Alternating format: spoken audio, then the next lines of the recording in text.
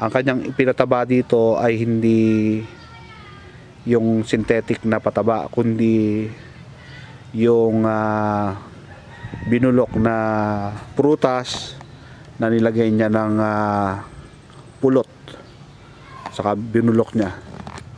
Yun ang ini-spray niya rito. Kaya kung nandito kayo, makikita nyo makintab yung dahon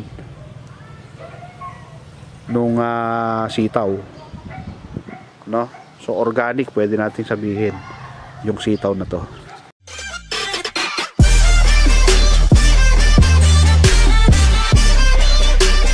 Okay, magandang hapon sa atin lahat. Pakita ko lang sa inyo yung tanim naming sitaw, no? Sa pagitan ng mga semento na yan, nagtanim kami ng mga sitaw na turo para hindi sayang yung space. Ayan, hanggang doon. Ayan.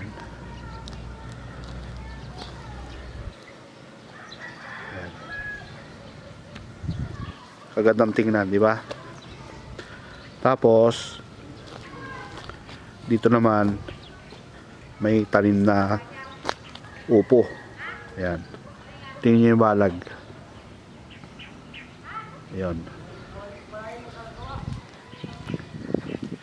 Yan yung aming tanim na upo na sample lang. Ayan. Mga 2 weeks from now, nasa taas na yan. Itong linya na to, ang nakatanim dyan ay sili, no? Hindi pa nakakabawi. Dito ang gagapang naman dyan ay ampalaya.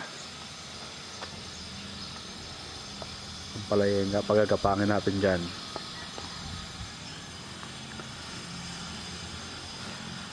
At dito naman sa kabila, no? Sitaw na turo din ito, at saka kamoting baging. Dito rin makita rin natin dito yung ano, yung upo. Ayan. Hanggang doon. Ayan, sitaw na turo. May bulaklak na. Sa isang linggo pwede nang humalaw dyan. Pwede nang kumuha ng pang-ulam dyan sa isang linggo. Ayan.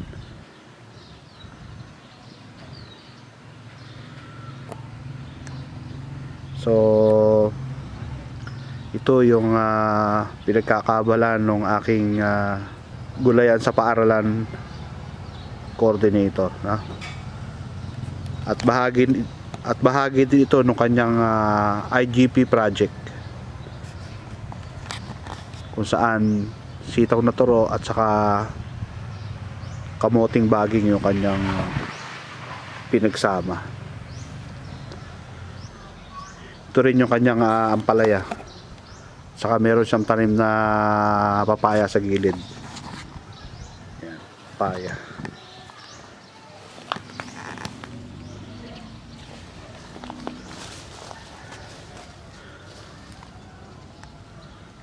Kung tatanungin nyo bakit nakasampay doon sa bakod, sabi nung gumawa, isang paraan din yan para hindi basta-basta makapasok kung sino man yung magpaplanong pumasok, dahil merong inilagay na bukaw doon sa ibabaw niya. Hindi siya makakalusot doon. So isang paraan yan para hindi lang may pangsalo doon sa bukaw, isang paraan din yan para hindi kaagad-agad makapag-over the bakod yung sino mang nagnanais makapasok. So yan yung ating halamanan.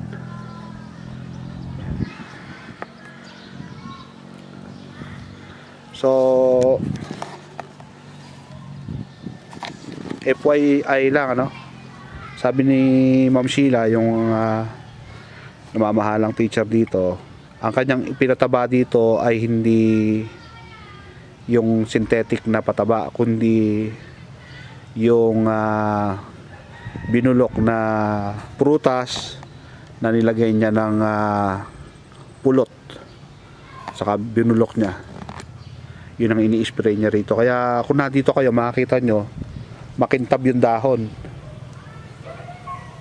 nung sitaw, no? So organic, pwede natin sabihin yung sitaw na to. So organic na sitaw dahil hindi siya ginamitan ng patabang synthetic, at saka hindi rin ito ini-sprayan ng insecticide. So yun na lamang siguro ngayong araw na to. Magandang hapon na sa atin lahat.